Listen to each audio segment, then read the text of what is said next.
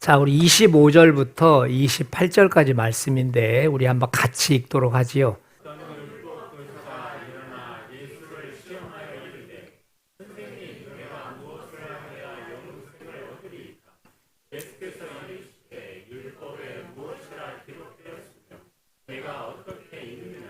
대답하여 이르되 내 마음을 다하며 목숨을 다하며 힘을 다하며 뜻을 다하여 주 너의 하나님을 사랑하고 또한 내 이웃을 내 자신같이 사랑하라 하였나이다.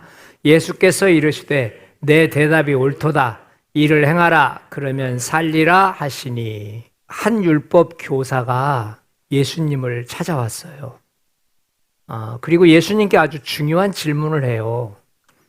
선생님, 내가 무엇을 하여야 영생을 얻겠습니까? 매우 중요한 질문이죠. 우리에게도 아주 중요한 질문 중에 하나예요. 여러분, 어떻게 해야 영생을 얻을 수 있습니까? 그리고 어떻게 해야 우리는 하나님 나라에 들어갈 수 있을까요? 죽음 이후의 삶은 또 어떻게 해야 할까요? 그런데 오늘 본문에 주목해야 될 한 가지가 있는데, 이 율법 교사가 영생에 대한 질문을 한 것은 이 율법 교사가 영생을 몰라서 질문한 사람이 아니라는 거예요. 25절에서 분명하게 예수를 시험하여 이르되, 그러니까 예수님께서 그에게 뭔가 새로운 답을 줄 것을 기대하면서 자신이 뻔히 알고 있는 것을 질문한 겁니다. 그런데 예수님은 전혀 새로운 답을 주시지 않았어요. 오히려 이렇게 말씀하세요. 율법에 무엇이라고 기록되었으며 네가 어떻게 읽느냐. 그랬더니 이 율법 교사가 아주 정확하게 얘기를 해요. 내 마음을 다하여 목숨을 다하여 힘을 다하여 뜻을 다하여 주 너의 하나님을 사랑하고 또한 내 이웃을 내 자신같이 사랑하라. 이렇게 정확한 답을 해요. 예수님께서도 네 대답이 옳도다. 그리고 이제 이것을 행하라. 그러면 살리라. 여기서 질문이 생겨요. 왜 예수님은 나를 믿으면 영생을 얻을 것이다 이렇게 말씀하시지 않고 이를 행하라 그러면 살리라고 말씀하셨을까요? 그리고 이제 왜 갑자기 강도 만난 선한 사마리아인의 비유를 말씀하실까요? 이제 오늘 이 부분들을 한번 찾아가 보면서 은혜를 나누려고 합니다. 자, 우리 29절 말씀 한번 같이 읽어보지요. 그 사람이 자기를 옳게 보이려고 예수께 여짜오되 그러면 내 이웃이 누구니까? 율법 교사의 진짜 문제는 몰라서 물어본 것이 아니라는 거예요. 그는 지금 다 알면서 예수님을 시험하기 위해서 아울고 있어요. 하나님을 사랑해야 된다는 것도 알고 있어요. 이웃을 사랑해야 된다는 것도 알고 있어요. 그런데 29절에서 이런 질문을 해요. 그러면 내 이웃이 누구입니까? 내가 무엇을 해야 영생을 얻을까요? 라고 질문이 시작됐는데 지금은 내 이웃이 누구입니까? 라는 말로 바뀌어버렸어요. 갑자기 영생의 질문에서 이웃으로 초점이 바뀌었어요. 왜 그랬을까요? 사실 이 사람이 이웃에 대해서 질문한 이유는 이렇습니다. 제가 누구까지 사랑해야 됩니까? 이 사람까지 사랑해야 됩니까? 저 사람도 내 이웃입니까? 나와 아무런 관계가 없는 사람도 내가 사랑해야 될까요? 지금 그 질문입니다. 그러니까 결국 예수님을 통해서 사랑의 범위를 정하려고 했던 거예요. 내가 사랑해야 될 사람이 누구냐는 거예요. 반대로 얘기하면 내가 사랑하지 않아도 될 사람도 있는 거지요 이야기입니다. 영생을 얻고 싶어하는 간절함 뒤에 이 교사가 사람들과의 관계 때문에 힘들어했을 율법 교사의 속마음이 들추어지는 대목이에요. 분명히 하나님을 사랑하는 마음에는 변함이 없는데 사람을 사랑하고 사람과 이웃 관계를 맺는다는 것이 많은 어려움이 있었던 사람인 것이 분명해요. 그러니까 내 이웃이 누구입니까? 라는 질문을 서스럼 없이 한 것이죠. 여러분, 이런 질문은 무엇을 하여야 영생을 얻는가를 묻는 질문만큼 아주 중요한 질문이라고 봐요. 특히나 예수를 시험하러 온 율법 교사에게 있어서는 더 그렇습니다. 자신이 해결할 수 없는 부분을 해결받고 싶어하는 마음 또한 숨겨져 있는 거예요. 그러니까 결국 이 율법 교사는 영생에 대한 지대한 관심과 더불어서 지금 이 사람이 율법 교사의 생활을 하면서 이웃과의 관계성 속에서 불편함이 있었던 사람인 것도 우리는 추측해 볼 수 있는 것이죠. 28절을 한번 보겠습니다. 예수께서 이르시되 내 대답이 옳도다. 이를 행하라 그러면 살리라 하시니. 이를 행하라 그러면 살리라. 이상하잖아요. 살리라, 산다는 말이에요. 이웃을 자신같이 사랑하라는 말씀을 한번 산다라고 하는 생명이라는 관점으로 다시 한번 살펴보자고요. 성경에서 생명은 단순히 숨을 쉬고 살아있는 것을 말하지 않아요. 이를 행하라 그러면 살리라는 말씀을 반대로 얘기하면 만약에 네가 이것을 행하지 않는다면 네 안에 있는 생명은 죽은 생명과도 같다는 의미겠지요. 행함이 없는 믿음은 죽은 믿음이 되고 만다는 의미겠지요. 하나님의 사랑을 받았다고 하면서 선택적으로 누군가를 사랑하게 된다면 그 생명은 죽은 생명이 될 거라는 거예요. 내가 좋아하는 사람을 사랑하고 내가 좋아하지 않은 사람을 사랑하지 않는다라고 말을 할 때 하나님의 사랑이 그저 내 안에만 가두어진다면 그것은 흘려보내는 사랑이 아니고 죽은 사랑이 된다는 거예요. 그래서 성경에서는 이 생명은 하나님을 통해서 연결되어진 상태를 말합니다. 숨을 쉬고 심장이 뛰는 것을 성경에서는 생명이라고 말하지 않아요? 그렇게 말한다면 죽은 자들이라고 말한 표현들은 다 의미가 없어요. 예수님은 멀쩡하게 살아 움직이는 사람들을 바라보면서 죽은 자들이라고 이야기해요. 죽은 자들은 죽은 자들로 장사하게 하고 너는 나를 따르라. 죽은 자들은 시체를 이야기해요. 죽은 자들로 장사하게 하고 살아있는 자들을 말해요. 그러니까 여기에서 살아있다. 네가 일을 행하면 살 것이다라고 하는 이 생명이라고 하는 것, 살아있다라고 하는 것은 하나님과 관계를 통해서 맺어진 것 자체, 그 상태를 생명이라고 번역을 해놨어요. 하나님께서 우리를 매우 사랑하십니다. 그 사랑의 행동을 통해서 우리가 지금 생명을 얻었습니다.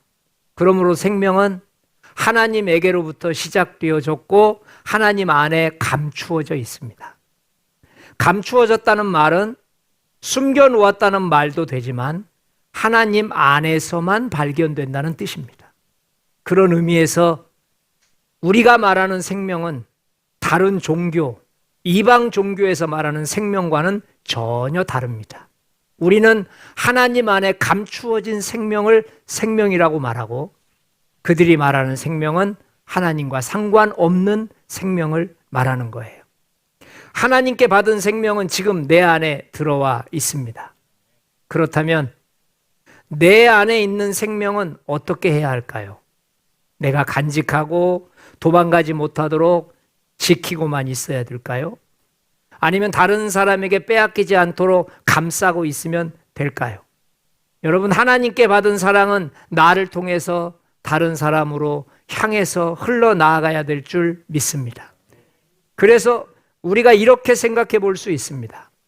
하나님의 사랑이 내 안에 들어와서 내 안에 생명이 되었다면 우리가 다른 사람을 사랑하는 것도 그 사람 속에서 또 다른 생명이 되고 있다고 하는 사실이에요. 여기서 중요한 진리가 나오지요.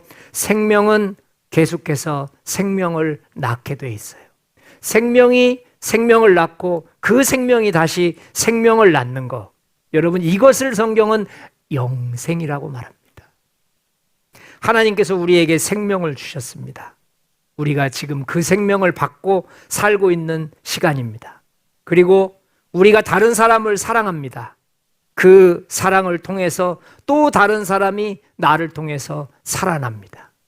오늘 이것이 선한 사마리아인의 이야기와 직결되고 있습니다.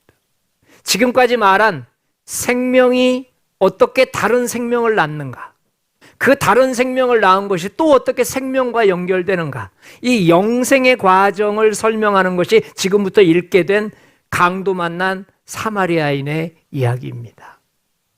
이제부터 예수님께서 사용하신 이 비유를 통해서 생명이 생명을 낳는다는 의미, 다시 말해 어떻게 해야 영생을 얻을 수 있겠습니까? 라고 하는 의미를 한번 선명하게 찾아가 보도록 하겠습니다.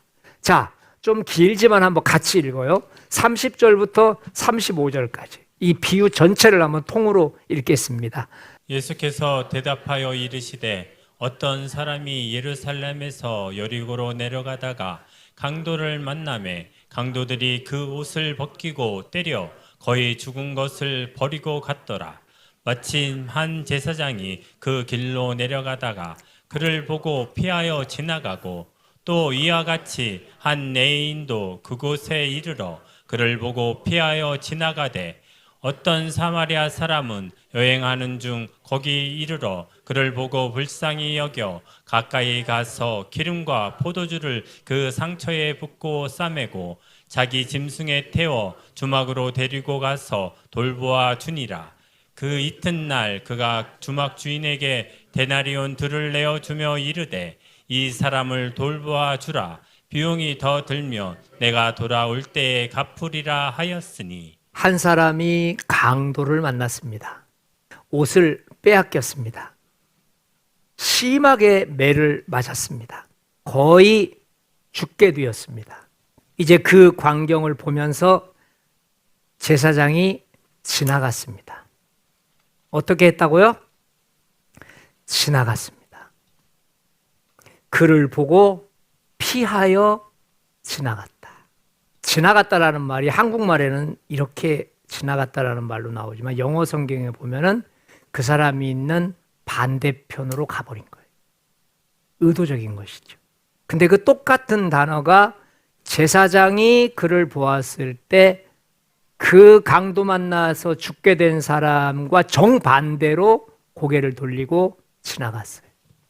레위인도 똑같이 그렇게 지나갔어요. 아무도 그를 살리지 않았어요. 그런데 사마리아 사람이 지나갑니다. 성경은 아주 중요한 단어 하나를 여기다 기록해놔요. 그를 보고 불쌍히 여겨. 이 단어가 전체 본문을 풀어내는 핵심 키워드입니다. 평생 동안 하나님을 섬겼던 제사장은 죽게 된 그 사람을 보고 불쌍한 마음이 들지 않았습니다. 평생 동안 나시인으로 살았던 레위인들, 성전을 떠나지 않았던 그가 다 죽게 된 그 사람을 보고서 불쌍한 마음이 들지 않았습니다. 강도 만난 사람이 예루살렘에서 여리고로 내려가고 있다라고 하는 것은 이 사람의 출처가 유대 사람이 아닐 확률이 크다는 이야기를 가지고 있어요. 사마리아 사람이 거기를 지나가고 있어요. 이 사마리아 사람은 그 사람을 보고 그냥 지나가지 않았어요. 아주 가까이 갔습니다. 그리고 상처를 싸매줬어요. 기름과 포도주를 부어줬어요. 자기 짐승에 태웠어요. 그리고 주막으로 데리고 갔어요. 그리고 그곳에서 돌보아 주었어요. 그리고 필요한 경비도 조건 없이 다 지불했어요. 하나님은 이것을 사랑이라고 말씀하십니다. 사랑은 마음속에 있는 감정으로 끝나는 것이 아닙니다. 만일 불쌍히 여기는 마음이 마음으로만 끝났다면 그것은 사랑이 될 수 없을 거예요. 죽어가는 사람, 넘어지고 황폐해진 사람을 보면서 불쌍히 여기는 마음은 누구에게나 있을 수 있습니다. 그렇다고 그런 마음 자체가 사랑은 아닙니다. 불쌍히 여기는 마음으로 끝났다면 예수님은 이 비유를 사용하지 않으셨을 거예요. 사랑은 행동으로 나타납니다. 그리고 그 사랑은 하나님 사랑에서 시작된 사랑이기 때문에 그렇습니다. 마치 하나님의 사랑이 예수님을 이 땅에 보내신 것과 흡사합니다. 하나님의 사랑은 지켜만 보고 불쌍히 여기기만 하는 그런 사랑이 아니었습니다. 하나님의 사랑은 불쌍히 여기는 마음을 통해서 독생자를 보내주셨습니다. 마음속에 있었던 불쌍히 여기는 마음이 독생자를 보내주심으로 현실적인 사랑이 되어졌습니다. 지금 이 강도 만난 이웃, 사마리아 사람에 대한 이야기를 하시면서 불쌍히 여기는 마음이 어떻게 현실로 나타나야 되는지를 말씀하고 있는 거예요. 지금 예수님께서 이 율법 교사가 무엇이 문제인지를 말씀하고 계시는 거예요. 너도 이와 같이 하라. 무슨 얘기일까요? 너는 율법 교사로서 율법을 잘 알고 있구나. 그런데 너는 왜 알고만 있지? 삶 속에서는 나타나지 않느냐. 이 이야기죠.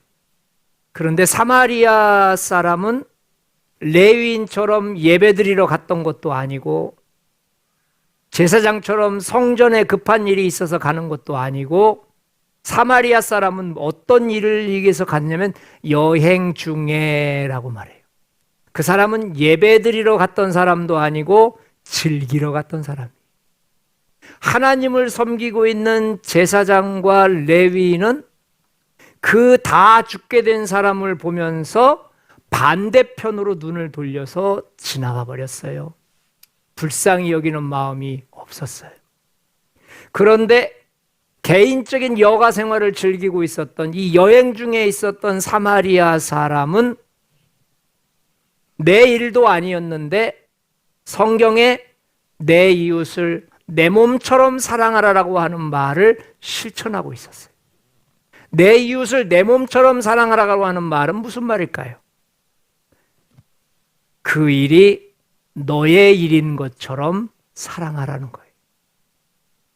그 쓰러져 죽게 된 사람을 보면서 제사장도 내 일처럼 바라보지 않았어요.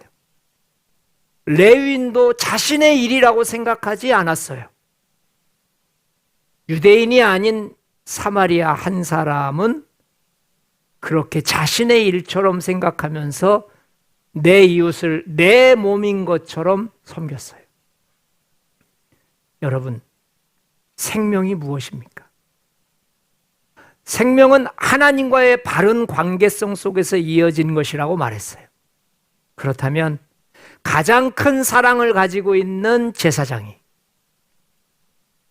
평생 동안 하나님 없이 살 수 없었던 레위인들이 하나님과의 관계가 바르다라고 말을 하면서도 죽게 된 사람 속에 긍휼히 여기는 마음, 불쌍히 여기는 마음이 없이 그들을 스쳐 지나갔다라고 하는 것은 생명이 자기 안에만 머물러 있고 생명이 흘러가지 않았다고 하는 얘기예요. 바로 그것은 죽은 것입니다. 여러분과 제 안에 있는 생명은 우리 안에 잘 장착되어져 있습니다. 여러분, 그 생명이 또 다른 생명을 살리기 위해서는 그 생명은 사랑이라는 이름으로 흘러가야 될 줄 믿습니다. 오늘 이 율법 교사는 묻습니다. 누가 나의 이웃입니까? 이 질문이 굉장히 중요한 이야기예요. 나는 어디까지가 내 이웃이고 어디까지가 내 이웃이 아닌지 그것을 확인하고 싶습니다라는 거예요. 지금 예수님에게 이 사람이 시험하고 있는 내용이 무엇이냐면, 예수님, 당신이 하나님의 말씀을 잘 안다고 하는데 그러면 내가 사랑해야 될 이웃은 누구고 내가 사랑해서 안 될 이웃은 누굽니까? 그 말은 나는 유대인들만 하나님을 사랑한다라고 생각을 합니다. 사마리아인을 중심으로 모든 이방인들은 하나님과 아무 상관이 없기 때문에 사랑하지 않아도 된다고 생각합니다. 당신의 거룩한 의견을 내게 말씀해 주십시오라는 말이에요. 예수님께서 사마리아 사람 비유를 등장시킨 이유가 무엇이겠습니까? 지금 이 율법 교사는 내가 누구까지 사랑해야 합니까? 라는 말을 해요. 그런데 이 사마리아 사람은 이 사람에게 필요한 것은 이것입니다 라고 행동합니다. 하나님의 사랑은 질문이 아니고 행동으로 나타나는 거예요. 매일 질문하는 사람은 알고 있는 사람이지 살고 있는 사람은 아닙니다. 여러분과 제가 알고 있는 사람입니까? 그렇게 살아드리고 있는 사람입니까? 이 율법 교사는 알고 있었고 지혜로웠고 율법을 연구하는 사람이었어요. 그러나 그는 행동하지 않는, 알고는 있었지만 그렇게 살아본 적이 없는 사람이었어요. 율법 교사는 사랑의 대상을 찾아서 헤맸습니다. 그러나 사마리아인은 사랑이 필요한 사람을 찾아냈습니다. 율법 교사는 이웃의 범위를 정하려고 했습니다. 어디까지가 내 편이고 어디까지가 적인지를 그것을 정하려고 했어요. 그러나 사마리아인은 자기가 강도 만난 사람의 이웃이 되어졌습니다. 사랑은 사람을 분류해서 그 사람을 섬기는 것이 아니고 지금 내 앞에 있는 사람의 필요를 채워주는 것입니다. 우리 36절, 37절 한번 읽어보겠습니다. 내 생각에는 이 세 사람 중에 누가 강도 만난 자의 이웃이 되겠느냐? 이르되 자비를 베푼 자니이다. 예수께서 이르시되 가서 너도 이와 같이 하라 하시니라. 가서 너도 이와 같이 하라. 성도 여러분, 이 말씀은 율법 교사에게만 주시는 말씀은 아닙니다. 여러분과 저에게 주시는 말씀임을 믿으시기 바랍니다.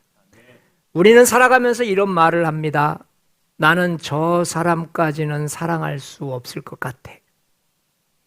나에게 상처를 준 사람입니다. 저 사람은 나와는 아무 상관이 없는 사람입니다. 저 사람은 나를 도와준 적도 없습니다. 그런데 예수님은 오늘 우리에게 말씀하십니다. 누가 너의 이웃인가를 따지지 말고 네가 그 사람의 좋은 이웃이 되어라. 아멘이 안 나오는 이유는 지금 뭔가 소화가 안 되시는 거죠?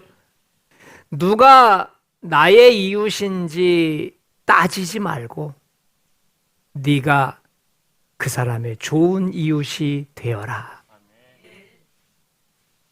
우리는 40대, 50대, 60대 또 그 이상을 살아오면서 많은 상처를 가지고 있어요. 가족에게도 상처가 있지요. 친구에게도, 직장에서도, 그리고 우리가 생명처럼 여기는 이 교회 안에서도 많은 상처들을 받으면서 살아가요. 그러다 보니 어느 순간부터 사람을 선택해서 사랑하게 됩니다. 저 사람은 좋은 사람입니다. 저 사람은 싫습니다. 난 저 사람에게만큼은 잘해줄 수 있습니다. 저 사람은 절대로 가까이 가면 안 될 사람입니다. 그런데 오늘 예수님께서 우리에게 묻습니다. 누가 너의 이웃이냐? 그리고 말씀하십니다. 가서 너도 이와 같이 하라. 사랑은 생명을 낳습니다. 성도 여러분, 사마리아 사람이 강도 만난 사람에게 한 것은 단순한 친절이 아니에요. 죽어가는 사람에게 생명을 흘려 보낸 것입니다. 그 사람에게 필요했던 것은 돈만이 아니었지요. 그 사람은 사랑이 필요했어요. 누군가 다가와서 상처를 싸매 주기를 원했습니다. 한 걸음도 걸을 수 없는 자신을 부추기면서 괜찮다고, 힘내자고, 나와 함께 가자고, 그 말을 하루 종일 기다렸을 거예요. 누군가 자기 것을 내어주는 것이 필요했던 사람이에요. 끝까지 돌보아 줄 수 있는 무엇인가가 필요했어요. 그 사랑이 그 사람에게는 생명이었던 것입니다. 우리는 하나님께 받은 생명을 가지고 있습니다. 그 생명이 누군가에게 흘러갈 때는 내가 좋아하는 모습으로 흘러가는 것이 아니고 그 사람이 무엇을 필요로 하는지를 살펴보면서 그 필요에 맞는 모양으로 생명이 바뀌어져야 된다고 하는 사실입니다. 기억하십시오. 생명은 생명을 낳습니다. 하나님께 받은 사랑이 나를 통해서 흘려보내질 때 그 사랑은 내 사랑이 됩니다. 그리고 하나님께 받은 사랑이 나를 통해서 흘려보내질 때 내 사랑이 다른 사람에게는 그 사람의 생명이 되어집니다. 내가 준 생명인데 내 생명이라고 말하지 않고 그 사람의 생명이 되어집니다. 생명은 물과 같습니다. 네모진 곳에 들어가면 네모의 모양을 가지고 있습니다. 둥그러운 곳에 들어가면 둥그런 모양을 가지고 있습니다. 우리는 자녀를 기르고 있고 우리는 많은 사람들을 상대로 살아가고 있습니다. 여러분, 자녀 교육 중에 최고의 좋은 자녀 교육이 뭔지 아십니까? 이거 말 잘못하면 큰일 나겠는데요. 따라서 해봅시다. 내버려 둡시다. 방종이 아닙니다. 여러분들은 여러분들의 자녀의 모양을 알고 계십니까? 많은 분들이 내가 배로 나왔지만 내 자식의 모양을 모릅니다. 공부를 그렇게 못했던 아이가 어떻게 마라톤 국가대표 선수가 될 수 있었는지 그 부모는 해설할 수 없습니다. 저렇게 바보 같은 아이가 어떻게 외국에 유학을 갔는데 하버드 대학을 들어갈 수 있었는지 부모는 해답을 줄 수 없습니다. 사랑이라고 하는 것은 나를 대상으로 이루어지는 것이 아니고 사랑을 받는 사람을 대상으로 이루어집니다. 여러분, 내게 다가온 사랑은 삼각형이었을지 모르지만 내 사랑이 누군가에게 흘려갈 때는 그것은 별표의 모양이 될 수도 있다는 것을 기억하시기를 바랍니다. 우리는 누군가를 사랑하고 있습니다. 그 사랑은 어떤 모양을 가지고 있습니까? 대부분 어른들은 자신의 사랑의 모양을 가지고 있습니다. 여러분, 사랑은 흘러가는 물과 같다는 것을 기억하시기를 바랍니다. 너도 이와 같이 하라. 그리하면 살리라. 어떻게 해야 될까요? 선한 사마리아인처럼 하십시오. 제사장처럼 굳어버린 사랑 안 됩니다. 여리고로 내려가는 사람 보나마나 유대인 아닙니다. 이방인입니다. 쳐다보지도 않는 거예요. 레위인, 종교의식하러 다니는 사람입니다. 다른 사람을 보면서 불쌍히 여기는 마음이 우리 속에 있어진다면 여러분과 저의 사랑은 나를 통과해서 그 사람까지 흘러 들어간다는 것을 믿으시기 바랍니다. 우리 이번 주에 한번 이렇게 살아보도록 하겠습니다. 하나님, 우리에게 주신 생명이 우리 안에서 멈추지 않고 다른 사람을 살리는 생명이 되게 하옵소서. 아멘. 자, 2번 한번 읽겠습니다. 주님, 누가 내 이웃인가를 따지는 사람이 아니라 내가 먼저 이웃이 되는 사람이 되게 하옵소서. 아멘이시죠? 자꾸 따지지 맙시다. 이 사람은 이래서 안 되고 저 사람은 저래서 안 되고. 여러분, 다 죽어가는 사람 팔짱 끼고 바라만 보고 있을 겁니까?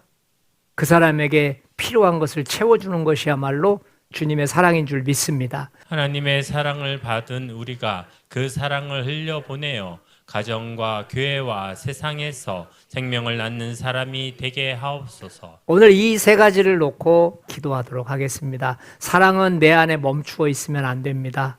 다른 사람에게 그 사람 모양에 맞춰서 흘러 들어갈 수 있는 그런 사랑의 물줄기가 되시기를 축원드립니다. 주의 음성을 내가 들으니 사랑한단 말일세. 믿는 마음으로 주께 가오니 나를 영접. 내가 매일 십자가 앞에 다가갑니다. 내가 매일 십자가 앞에 더 가까이 구세주의 흘린 피로써 구세주의 흘린 보배 피로써 나를. 우리 1절 한번 다시 하고 기도하겠습니다.